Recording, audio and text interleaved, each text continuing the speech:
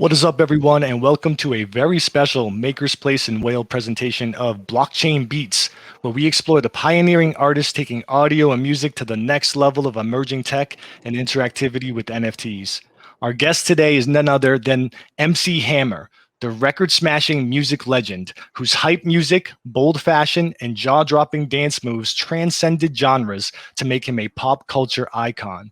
With a lasting imprint on our psyche in hand, MC Hammer has helped drive mainstream awareness of the NFT movement as a staunch advocate and supporter, and now he further immerses himself with a drop today that chronicles his amazing journey. Hammer, thank you so much for joining us today. Oh, thanks for having me. Looking forward to it. Yeah, so full disclosure right off the bat, I am an 80s baby. I wore Hammer pants. I begged my mother for British Knights to replace my Skippy. So I was really embedded when things were popping and really coming to full circle for you as far as success and all the things that you had been doing in music. So really looking forward to this conversation today. Oh, well, I'm looking forward to it. I just got through working out, so I'm still sweating. Yeah, I saw on there you really put in the work.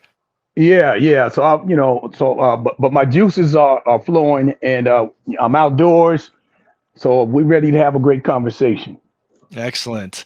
I've actually heard you a lot with all the things that you've been doing as an advocate for the arts and for the space. But just to level set everyone, because we do have a big international audience. Over 35 years in music, 50 plus million records sold, the first hip hop act to reach diamond status, mega sponsorships all over mainstream media, iconic songs, dance moves, fashion, really laid the blueprint for mainstream success with hip hop and music in general, and showed the power of the genre with songs like Can't Touch This, Too Legit to Quit, Pray. It goes on and on and on. This drop that you have with Makersplace is about kind of that journey of how you came from where you were at in Oakland, and then you getting to that iconic status. So can you just take us back a little bit to where this all began for you in Oakland? Well, that's going pretty far back. That's the '70s, and at a time when music was built around some of the greatest musicians ever. The Motown sound, what was happening with rock and roll, Days on the Green, everything from the Jackson 5, the Temptations, Smokey Robinson, the Beatles, to the Rolling Stones, and then to the great groups of the mid '70s and the '80s. It's so much. It's a lot. So. Yeah, it was built around a whole lot, and those were all my influences, Right. and they inspired me to really focus on a pretty eclectic, approach to music and performance and ideology. Being around innovative people like the Oakland A's owner Charles O. Finley, who invented the designated hitter and colored uniforms in baseball. It's a lot. So I drew from all of those places. And became the artist, quote unquote, MC Hammer. Right. And you came up hard, right? From what I read, 8 siblings, you're in the projects, you're hustling in the Oakland Coliseum parking lot, you get involved with the A's. Is it true that Reggie Jackson dubbed you Hammer because he said you look like Hank Aaron? That's a very true story. Pedro Garcia was the first one to coin, like, oh, you look like the Hammer. And then Reggie Jackson picked it up, and all the A's started calling me, the Little Hammer, based on what Reggie Jackson said. That's super dope. So were you already involved in music at that time? Was it a passion for you, or was it just kind of, something that evolved a little bit later? I was already dancing, so I was young. I was only, 9 years old, 10 years old. But right. One of the things is I caught the attention of the owner of the Oakland A's because when he was coming by, it was a James Brown record playing on the radio that Vida Blue had given to me. And I was dancing because I love James Brown. And he walked over to me and he asked me, he said, hey, little kid, you dance like a grown man. Who are you? And I told him that, Reggie Jackson and all the players say I look like, Hammer and Hank Aaron, and they call me the Little Hammer. And my dance skills, even at that point, they were on point, to say the least. Very cool. And you did that for a long time, right? Like 7 years as a bat boy and some different roles in Well, there. well, um, well, what he told me was that he was an absentee owner, and that he would use my skill set to make sure that he could hear the game back in Chicago. And so he let me have the access to the owner's box, and I would do the play-by-play from the owner's box back to Chicago every day. And that was kind of like my job. And probably about 5 years later, when I was 14 or 15, I went on ABC's Kids for People 2 as the youngest executive vice president in Major League Baseball, because by then Mr. Finley had me doing all kind of other things as well. And so yeah, I did that for from all the way until I was 18 years old. I traveled around the country with the team, visit everywhere I could ever think of: New York, Chicago, Detroit, you name it, Minnesota. And so, yeah, I did that for quite a while. Right. That's super dope. And then obviously those connections pay dividends down the line, right? Some of those people that you had met when it came to some other endeavors and just having some people to talk to about some different things. So you're doing that. You're 18. You're getting out of school. Did you join the Navy? Did I read that correctly? At some point, I did. I went to college first and played played baseball. But at some Okay. point, I did join the military anti-submarine warfare squadron, and ended up in Okinawa, Japan. That's another story. And by the way, my Oakland A's journey will be a part of what I'm doing as I begin to tell my story via NFTs and other things. I'll utilize a lot of the historical content. Right.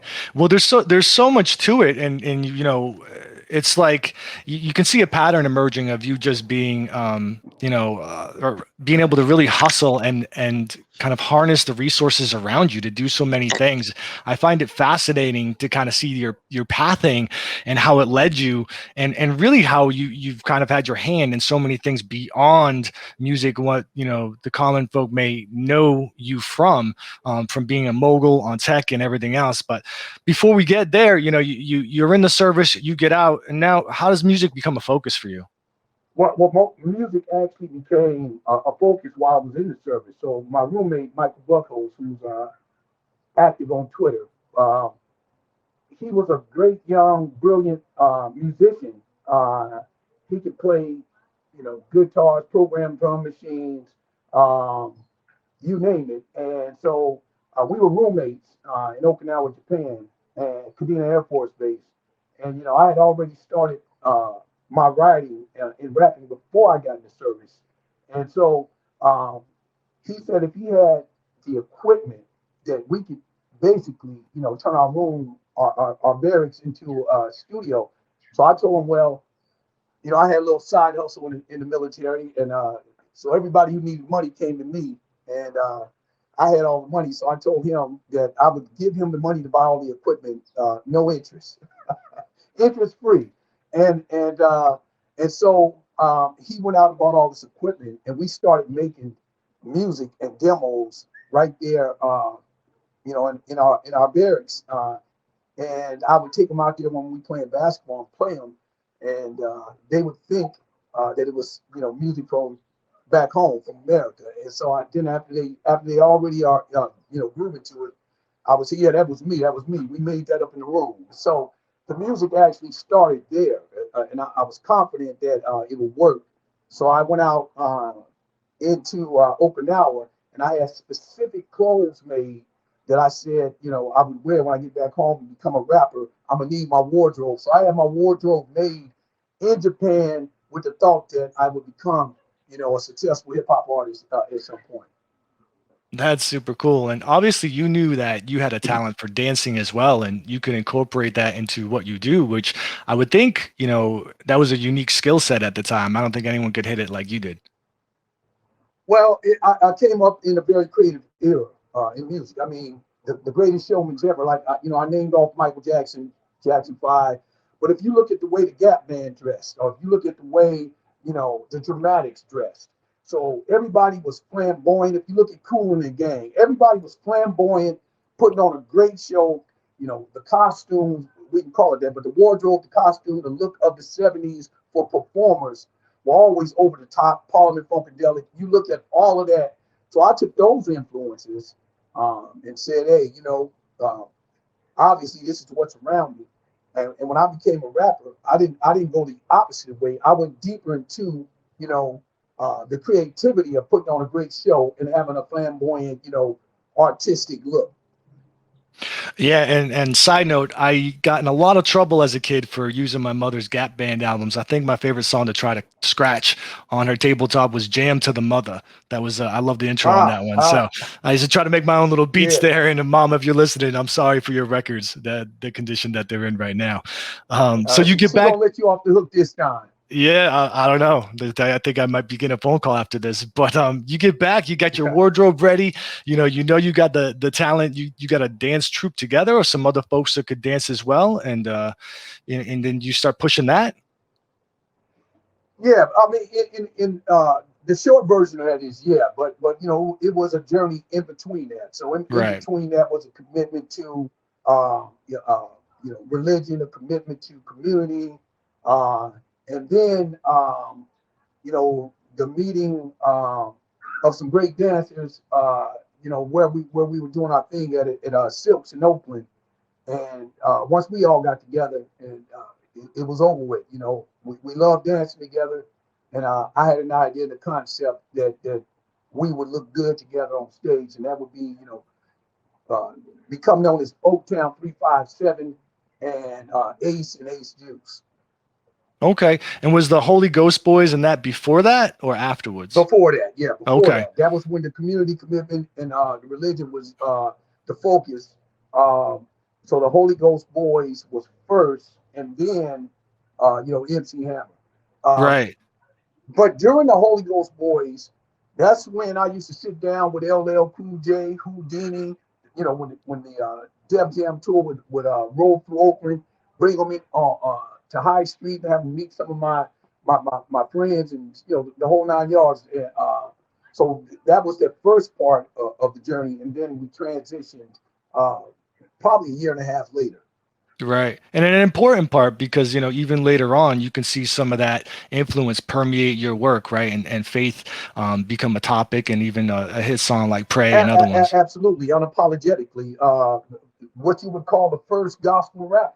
On my Let's Get It Started album, I had a song called "Son of the King." That's in 1987. And of course, the follow-up album to that is "Please Hammer Don't Hurt 'Em," which had "We Got to Pray." Too Legit to Quit had "Do Not Pass Me By," and so forth and so on. So, yeah, that played a central part, in who I am, and it continues to play a central part. Yeah, I find that interesting because a lot of people talk about Kanye West and Jesus Walks being kind of a moment where mainstream was forced to accept that kind of religious content as the focal point, not just a passing lyric, right? A focal point of a song. But you really did that a long time ago, because I used to bang "Pray," and it was subconsciously hitting me. It wasn't even that I was just seeking that type of content. Yeah, I wanted to make the songs, be good songs first. The Right. great songs. It wasn't like, oh, I want to push religion, right?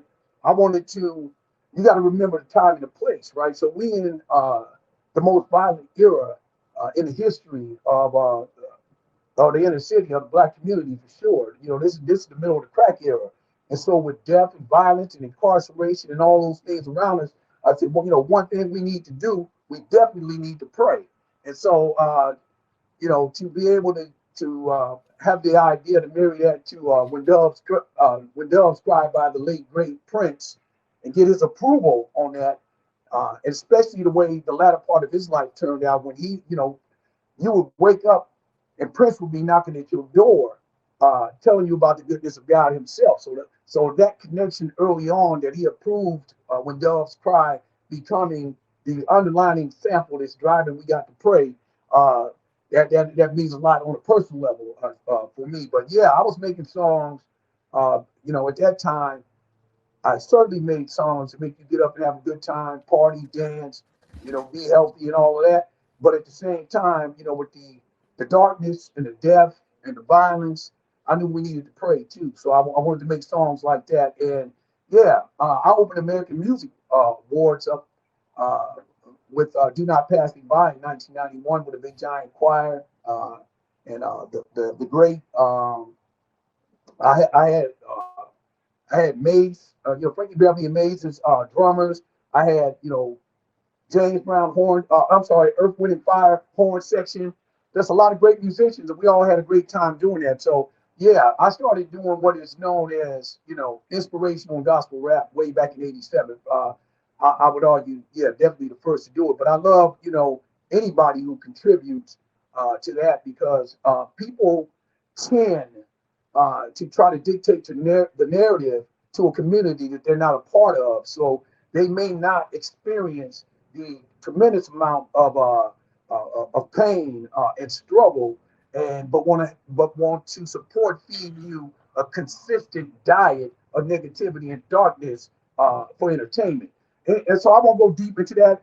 I'm just stating that. And so I wanted to balance that and always want to balance that, whether it be tech, business, the new metaverse that we're talking about.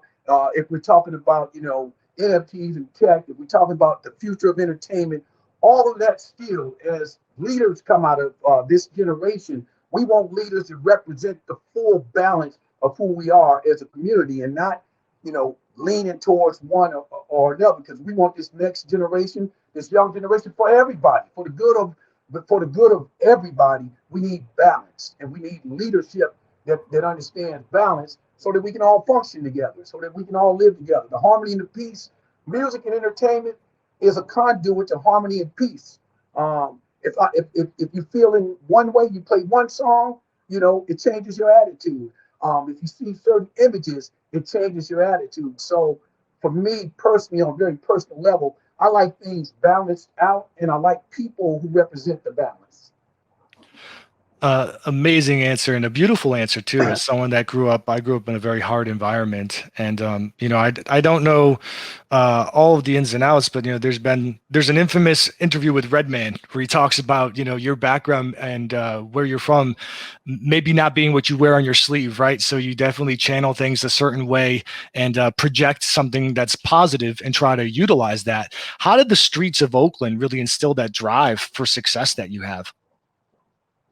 Well, let's go back. If we're gonna do that and talk about the streets of Oakland, we have to also amplify um, the consciousness of Oakland and what that is and where that began. And so you have to go all the way back to the Pullman Porters, you know, who was, you know, the first um, African American / Black organization to negotiate a deal with a corporation from a union standpoint. So they formed a union and they negotiated. And this happened in Oakland, the Pullman Porters. And then you have to go forward to C.W. Dellums, who was, you know, Ron Dellums would be, you know, down the line, but C.W. was also a great negotiator and businessman who would also help out with some civil rights things. So the spirit of Oakland was always organization, understanding how to, to deal with social issues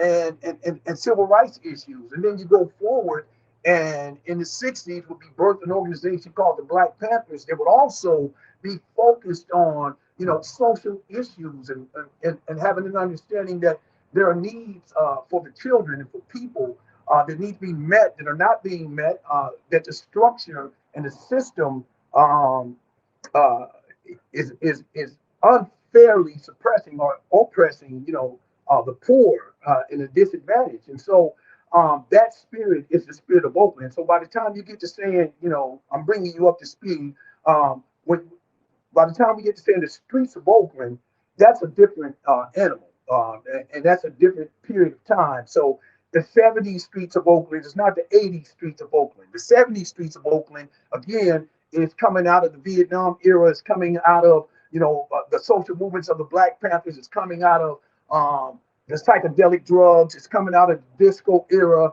It's a lot happening. That's the 70s. The 60s era obviously focused around everything that was happening in the 60s. That this nation was, in despair.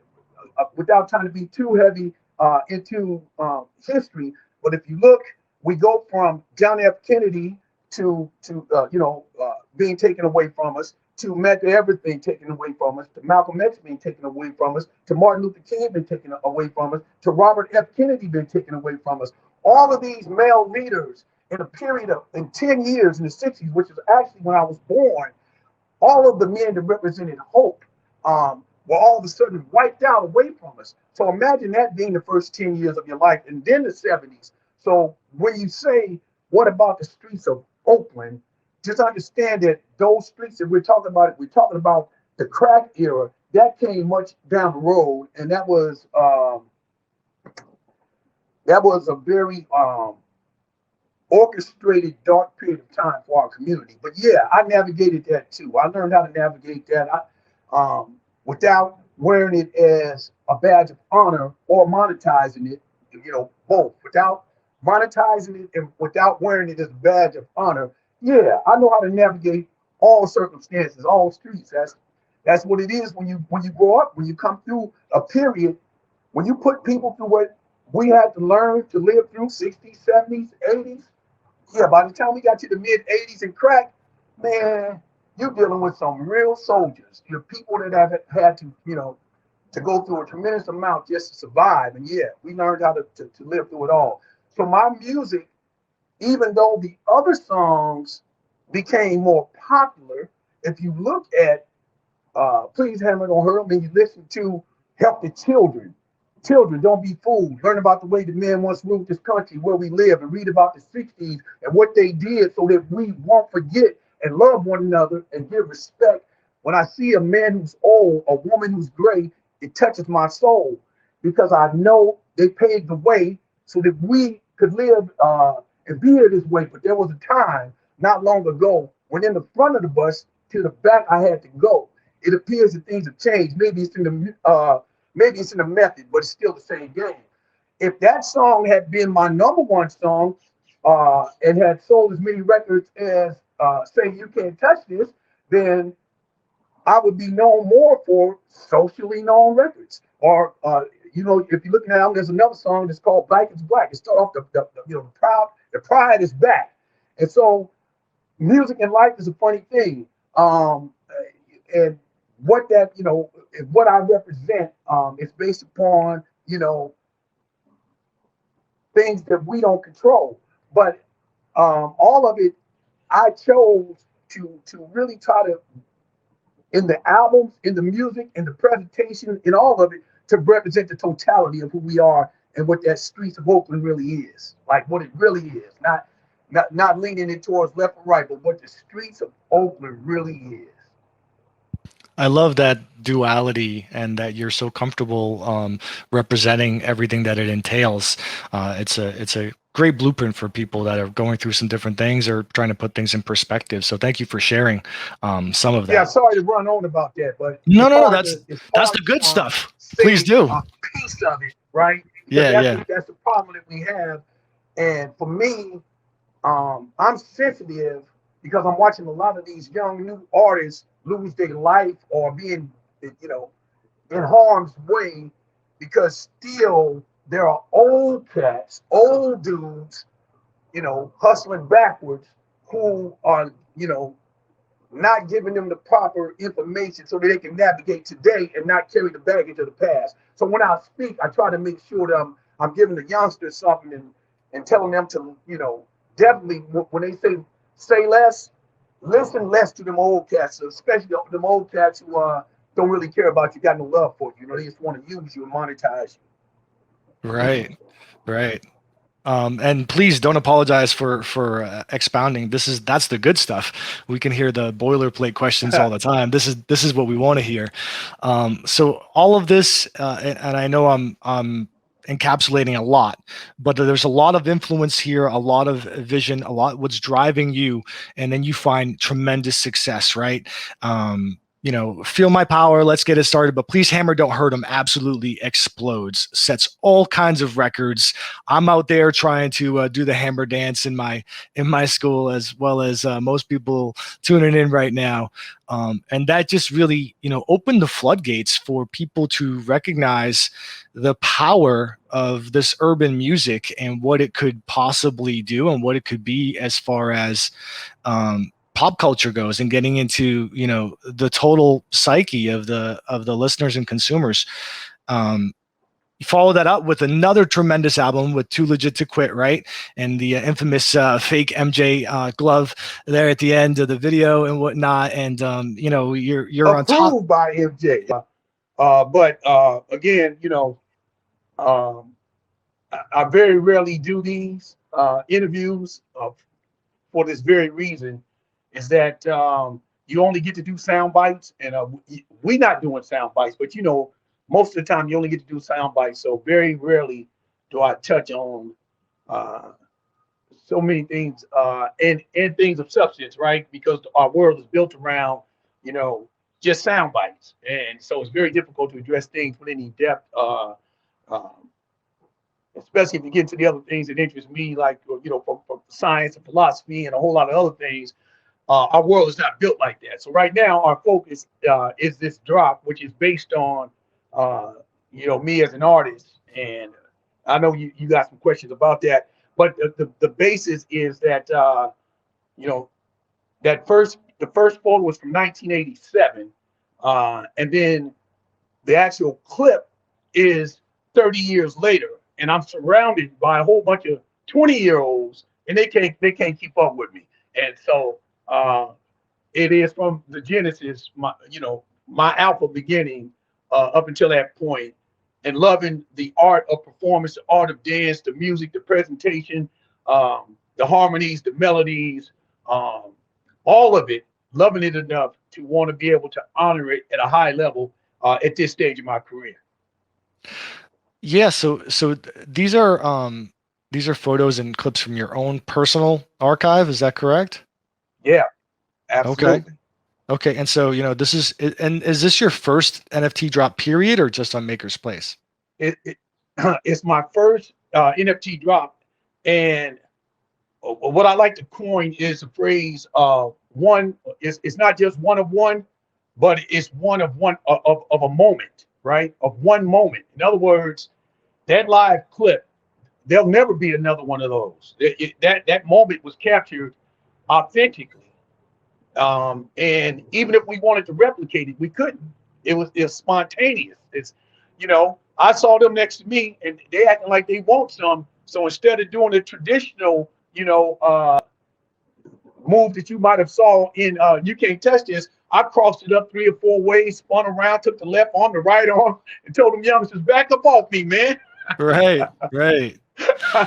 So it was important to let them know. So I put it in reverse. Look at that. I'm going in reverse instead of just silent. Reverse. It's a lot. I can explain what's happening, but it's easier for you to see it. It's a real one of one moment in time. One of one moment, of a special moment. Right, and the juxtaposition is so cool to see, from that 30-year span there.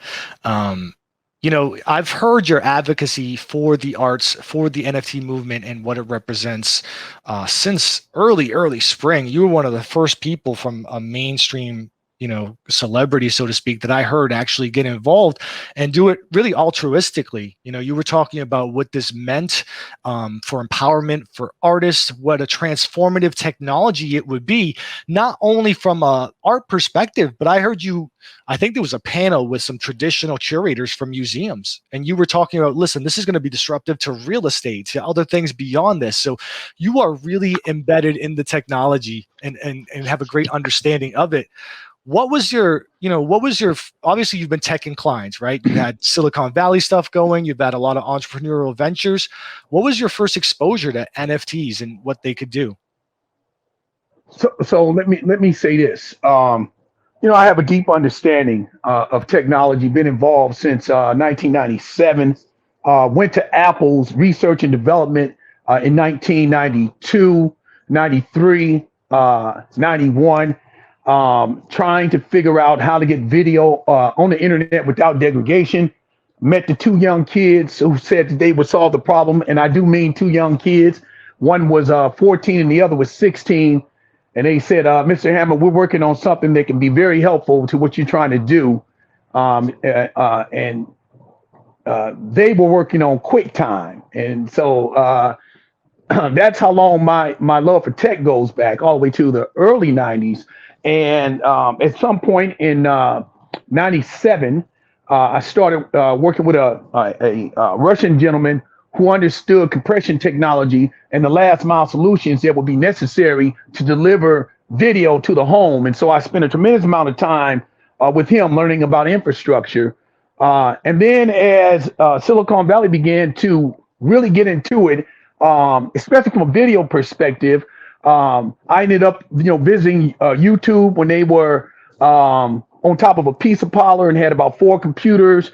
Anywhere where tech that I was interested in was happening, I was there. And so, and then I had the pleasure and the honor of being with the godfather of Silicon Valley and Ron Conway, a man who single-handedly almost, created what became the great tech revolution and evolution in San Francisco, and building out community, building out, social relationships, and put that new vision on tech and took it from where it was in the Valley and took it to San Francisco and exploded the entire thing. So I spent a lot of time learning about technology startups, saw, deal flow of, 400 or 500 companies that were, funded over the years. And so I've seen a lot. And as an artist, when I saw NFT, specifically, the smart contract aspect of it and the power that the smart contract brings, I could just see the creator economy and artists finally being empowered, and so and properly compensated, and taking ownership, of their work. And so I wanted to be a part of supporting the community. And so I spent actually the last 20 months just supporting everybody, any artist work that I thought was real cool, that I could amplify, that I could help curate, and help their, collectors, find their work. I wanted to support that. But at the same time, as you know, from some of the conversations you probably heard in the clubhouse, and other places that we engaged in, I also wanted that the economics for the artists and the art to happen. And I saw, that NFTs is, beyond a shadow of a doubt, a great way for that to happen. And so I wanted to be a supporter of that, understand the community, understand the potential business models, and support everybody in any way that I could. Yeah, having learned more about your background, it makes perfect sense that you'd be drawn to really the entrepreneurial spirit and the decentralization and empowerment, along with the arts advocacy, right? So it's almost like having really a good understanding about your background. It would be a no-brainer. You said this person's definitely going to be involved in a big way.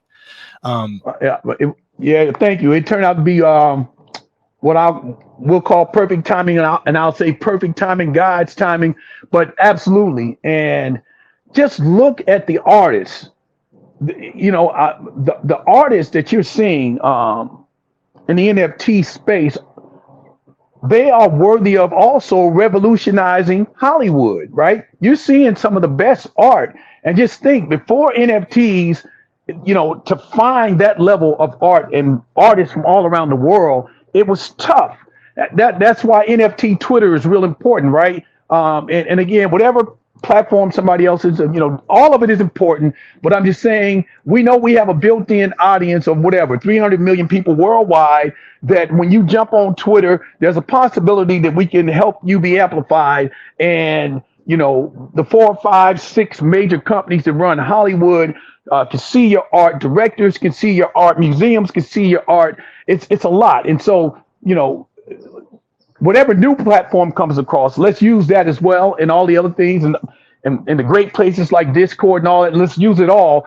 But I'm saying the opportunity to also amplify that on a global basis to the largest audience is a great opportunity for these artists, and artists deserve it because artists created from nothing, from the soul, from the mind, and the largest person being compensated for the creation of that art should be the artist. And I think that NFT definitely give the artist the opportunity to do that. Yeah, I'd be interested to hear your perspective. Granted, you have great perspective from the tech side as well as collective arts, regardless of specificity. But for a musician, I feel like fan interaction is really a key component to maintaining market presence. How do you feel NFTs can help them enhance that? How do you feel like that can be leveraged by musicians optimally? It's tricky for musicians in one aspect, just because the way our minds are wired. You see, an artist is creating a painting. He knows he's not going to create that painting in 5 minutes, 10 minutes, 15 minutes. He's going to take his time, and he's going to put the work in. And sometimes artists like things happen like oatmeal, just pour the water in instant. And so while the platform and the opportunity is great, doing a drive-by or a money grab or anything like that, it makes it tougher for an artist. And so this is something that an artist needs to embrace. They need to embrace and learn of the community and the culture and learn what you're dealing with. And it's okay, that your manager does it or, a third party does it for you. That's fine. But at some point you do want to learn what's transpiring, just because your creativity might allow you to take it to another level. If you understand what you're doing, if you understand what this space is, right?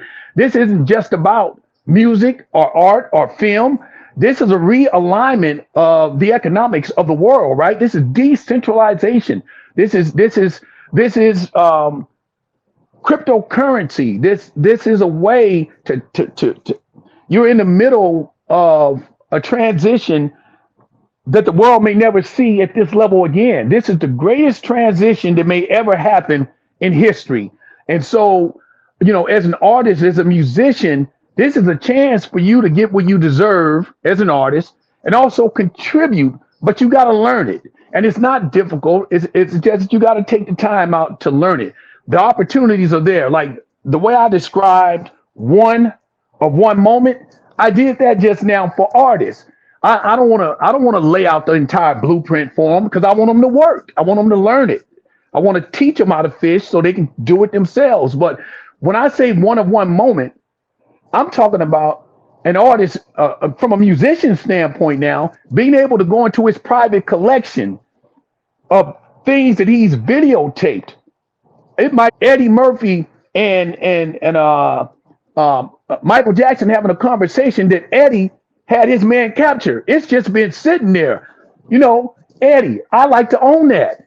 This it's just sitting there. Now you can turn that into an NFT, and I can have that live picture, that live clip of you and Michael Jackson having this conversation at your house the way I used to go to Eddie Murphy's house, and Eddie would beat me in John Madden football, but that's a different story. But if we had clips of that, I'd love to relive that moment and have that. So when I say one moment, that moment can never be captured again. So there is such high value in one, but how about one moment that can never be duplicated, never replicated? And so that's my wink and my boost to artists and musicians to say, you better get over here because there's opportunity for you in this space, but also come over here and learn this space, learn the community. There are brilliant people in this space. Some of the world's smartest people are over here in the NFT space.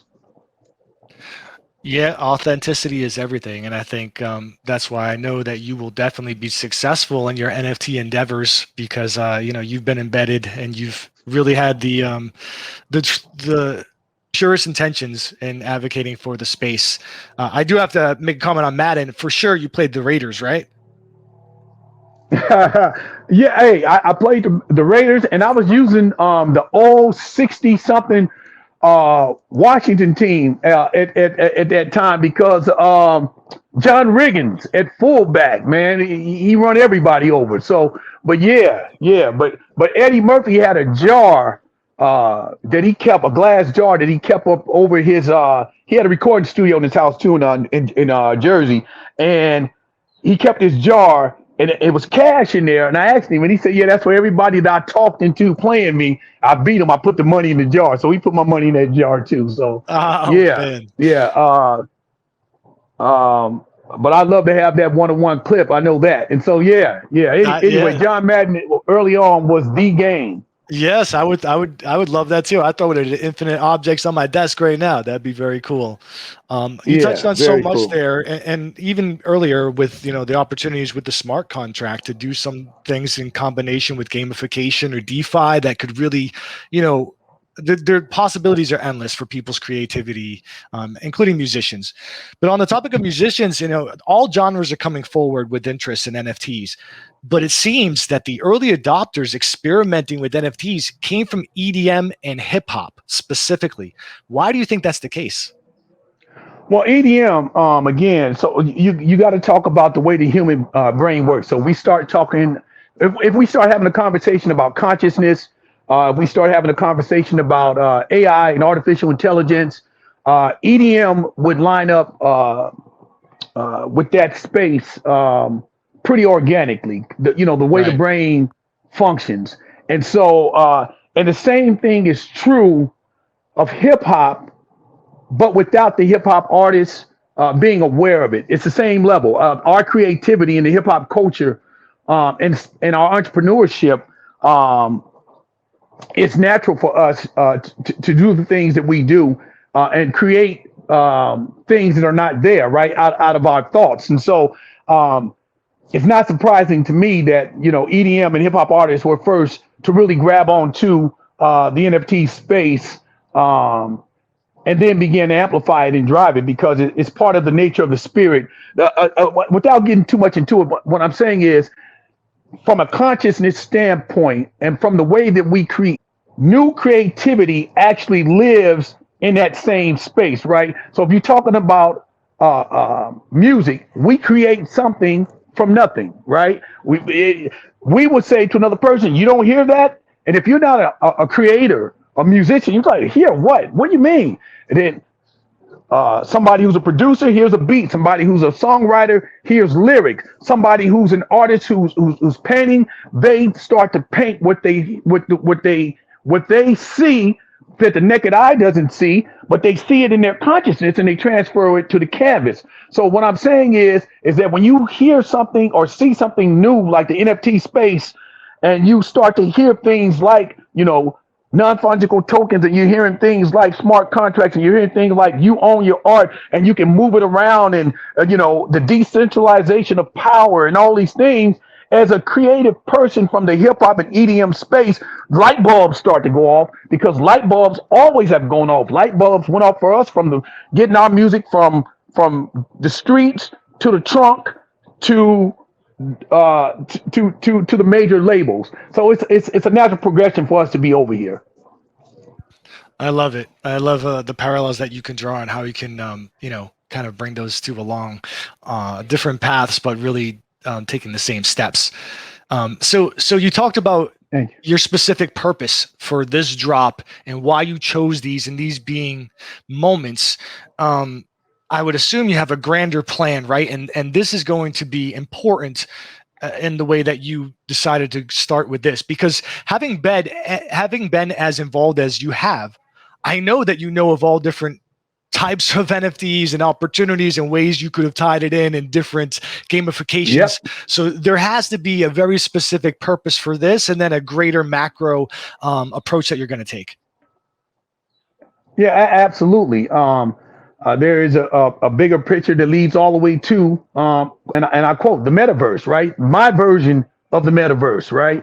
But for this drop, because it's my genesis and it's the first one, I wanted it to be based on where I started and where I am as a musician today. So that clip represents the progression right in that clip. There's 3 or 4 generations in that clip, and then the other one is me in a troop suit that the legend and now in the Rock and Roll Hall of Fame, LL Cool J, he and I used to wear these, back in 87, 86 and all of that. And so that's when I first got started. That picture is very unique. So I wanted to just start here and make sure, first of all, the things that I give you again, they are truly one of ones and one of one moment that gives you an opportunity to say, okay, I own that. It has real value, right? But the bigger picture absolutely leads to everything you just named, from gamification to having the ability to both. And I'm trying to be a little coy, but things that you want to have that are in the metaverse, to have them physically show up at your door. All of these things that I'm working on. And so it's a long-term strategy, a long-term plan. But yes, this is where I wanted to start. Well, thank you for that insight, and that's what we do here. We gleam alpha, so don't worry about it. You were coy, but definitely gave us some mind candy to chew on. Man, I could talk to you all day. This is a fascinating conversation, and I love where we've kind of gone down the path of your thought process and greater philosophy on things. So maybe we'll have an opportunity with the drop down the line to have you back on. But this is very exciting. Your Genesis drop on Makersplace. Thank you. These 2 pieces are on auction for 24 hours, I believe. So people that may want to have a piece of what could be and likely will be NFT movement history with one of the most important artists, musicians, advocates to be part of this space and helping really bridge it to the mainstream in what you do. They have the opportunity to take part in that. So I know a lot of people are excited. If I could just have a couple more minutes. Thank you. And oh, go ahead. Sure. Sorry, Hammer. No, go ahead. You said you also had some questions as well, Yes. but thank you for what you just said. Yes, I will get absolutely dragged if I don't get these questions to you, because people were very excited to have you on. First one I have is a comment from someone in the community. They said that they wanted you to know that despite not coming out, what they've heard from Too Tight was awesome, and they still listen to Too Tight and Too Late Player every day. Which, if people aren't familiar, I believe those are some of the Death Row releases. So both of those songs have one commonality, and you're right. That is Death Row releases. Death Row unreleased. We never got to release it, but they got leaked onto the internet eventually, right? But one of the commonality of both of those songs is Too Tight was a song that the first day I got to Death Row, me and Pac had a conversation, and I told him that I wanted to take the Ohio Players' Skin Tight and turn it into a record called Too Tight. And believe it or not, the next morning I got into Death Row Studios, and but I probably got there about 11, I would say. And somebody said, turn on the tape. I turned on the tape, and it was Pac rapping, like he's Hammer, and he had already brought in the singers, laid down the choruses, and all this. He said he wanted to produce that song for me. And he did, and I love it. And then the second song that you mentioned, and rest in peace to Pac, who I love dearly. And then secondly, Too Late Player, it's a lot of history to that too as well. But Pac is also on that song, and the story behind that one is also a great story, because I was on him for 2 months to put a verse on it. And then one day we were at the studio, and Pac said, "What's up, Ham?" I said, "No, I'm not talking to you. I'm not talking to you." He said, "Why you ain't talking to me?" I said, "Because you haven't put your verse on a Too Late Player yet." And he said, "I'm gonna do it. I'm gonna hit you tonight. I'm gonna hit you tonight." So then I went to the bathroom, and I came back, and Pac was gone. And I said, "Oh man, wait till I see Pac, man. This man, he said he was gonna put that verse on there, and I kid you not, they say he did." I said, "What you mean? I just went and took a leak.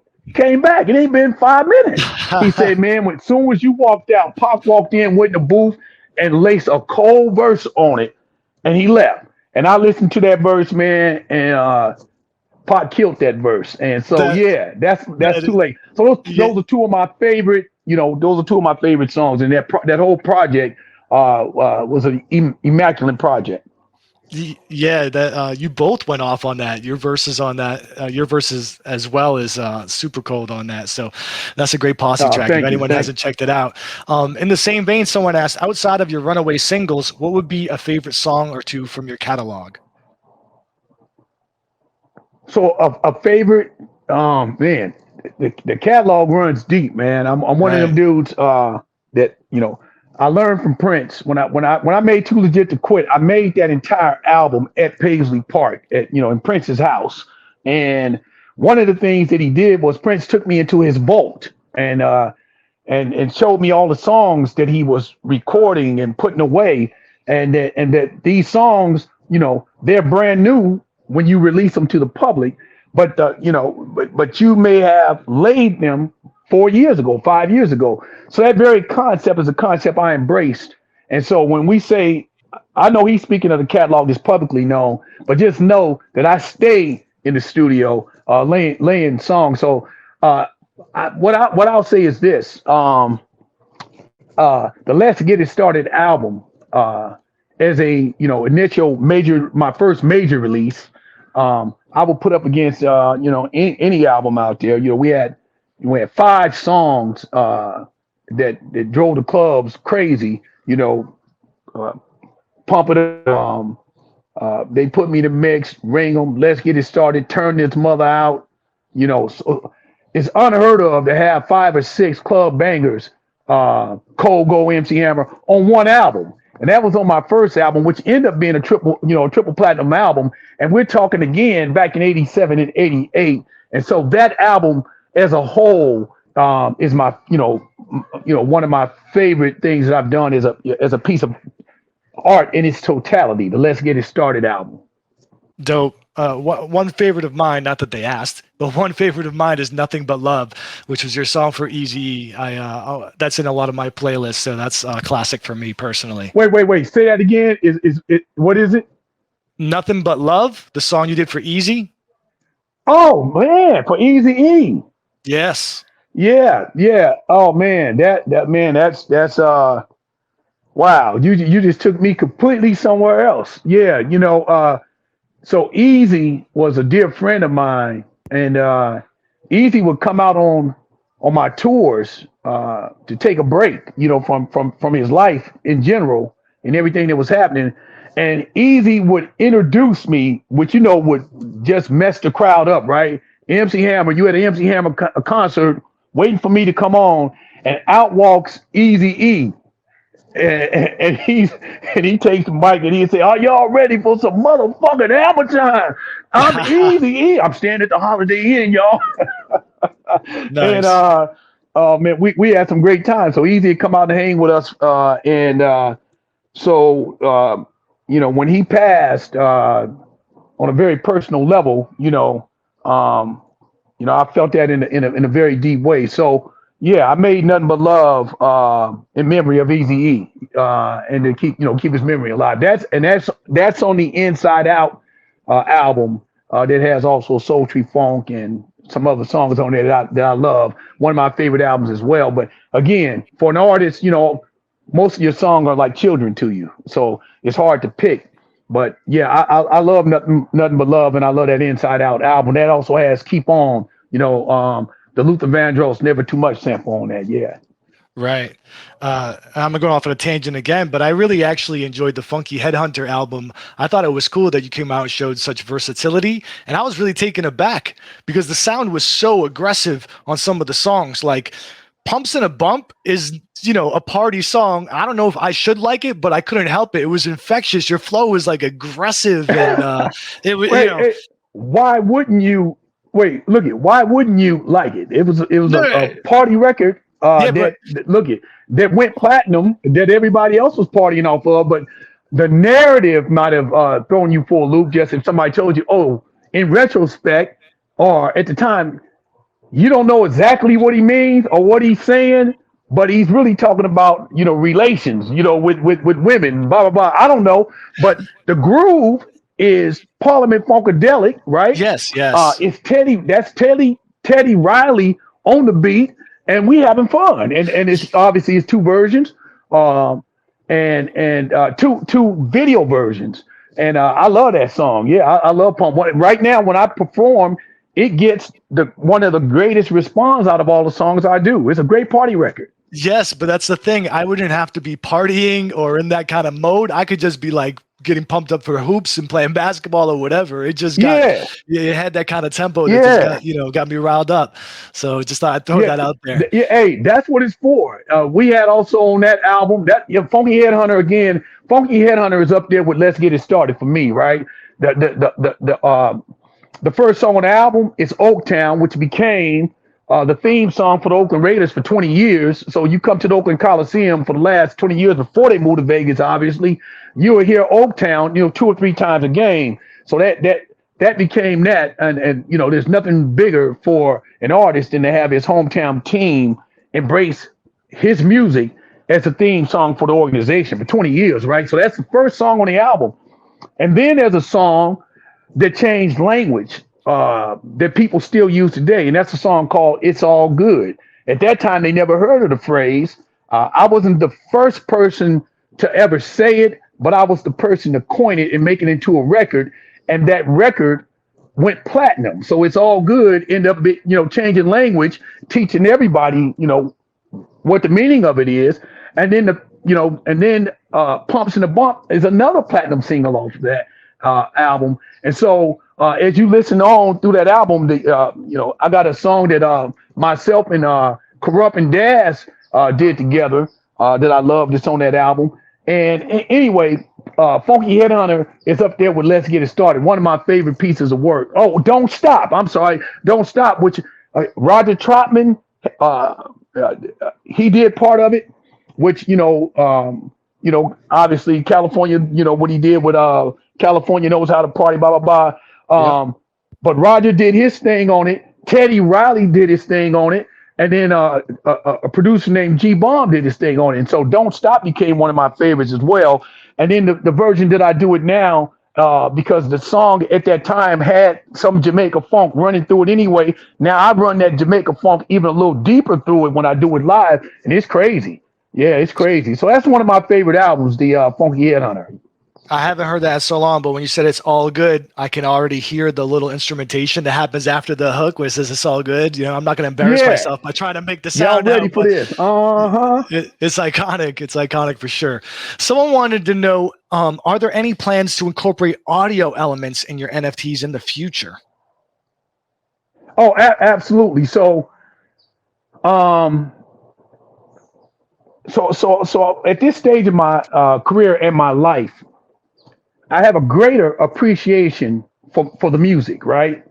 And I feel like the music deserves your attention when I give it to you, right? When I present it to you, when we share it. But we're living in an era where music is disposable. Like if somebody I won't name names. There's an artist that just dropped an album last month, and it's a good album, but it's already gone away. Oh, I can't do that, man. I can't do that. I'm meticulous in the mix, meticulous in the sonics. The equipment that we have now enables us to separate the sounds in ways so when you ride in your car and you're hearing this music, it's magnificent. The sonic quality is crazy. Everything. And so to spend that much time on a song and make it disposable, having nothing to do with the quality of the song, but having to do with the way we consume information, right? Flip through, and then we ready to move on. So I'm saying that to say that I absolutely will incorporate audio. The thing that I'm working on is to make sure that it also has your attention for longer and that it sticks with you longer than the way our minds have been programmed to in this era of social media and the way we just, move through things the way we do it, again, subconsciously. So the long answer is yes, audio will be incorporated, but I'm trying to do it at a level and in a way that it will live with you longer and resonate with you, because I did some real cool stuff. I went back and did what I call fill in the gaps. So I fill in all the gaps of what I wanted to happen in a live show. Like what type of song should come right here. And if I didn't have that in my own catalog, and I didn't at certain times, then I couldn't give that to you. Well, I've had time to fill in all the gaps. So the moods that I want you to have and the segues that I want to take you and the places that I want to take you musically, I've now recorded all of those. I got Rolling Stone songs that I'm in love with. It's crazy. So from the soul to the rock, you name it, I went back and filled in the gaps. It's got me excited to hear when that gets presented to the world. Incredible stuff. I love that you're taking such care with it, and that's not only a problem in the music space, right? There's some people that are coming from the outside and treating, like you had mentioned, money grabs, treating the NFT ecosystem as something that you could put out disposable stuff, and really that's not what it's about. It's about culture. It's about things that will resonate and things that have inherent value because of what it represents or its utility and things of that nature. So love to hear that you're in that vein as well. Well, thank you. I think the art deserves it. Again, it's like the art that I see so much. If in the NFT space, I see so many great artists whose art deserve to live on and to get the level of appreciation that it should. And so part of what I plan on doing is figuring out ways also to amplify, to lift up. I'm negotiating with some strategic people for art to live. I'm trying to say it a way again where I'm not giving away my business model, but where the NFT art is viewed and seen by a lot of traffic on a daily basis, and then it's changed out. And so I'll stop there. But it's a way for the ecosystem to support more NFT artists, and more people buying more NFT art. And on a global basis, the art is rotating. So anyway, I'll stop right there. More alpha. I love it. Hammer. So once again, thank you so much for spending some time with us today. We have a slew of questions that I could have continued to talk with you about. I'll save them for inevitably what will be some groundbreaking drop you're going to have 6 months from now after the success of this one. Again, these 2 Genesis pieces are up for auction on Makerspace. If you'd like to take your shot at grabbing what could be a piece of NFT history here, right? With someone that's definitely a mover and shaker. You can go and check that out. We'll drop the shout links out to Makerspace. Shout out to Makerspace. Shout out to Makerspace. And likewise, Whale Shark told me to tell you hello as well. He said, "Oh man, he's a great man. Whale Shark is a great man." Right. So we'll be watching this auction, and I'm sure you'll have great success with it. Can't wait to talk again. All right. Look forward to it. Appreciate it. And it won't be 6 months. It'll be a lot sooner than that. So good to see you. We'll be at it again. Sounds good. I'll save those questions for then. Have a great one, Hammer. All right. Take care. Take care.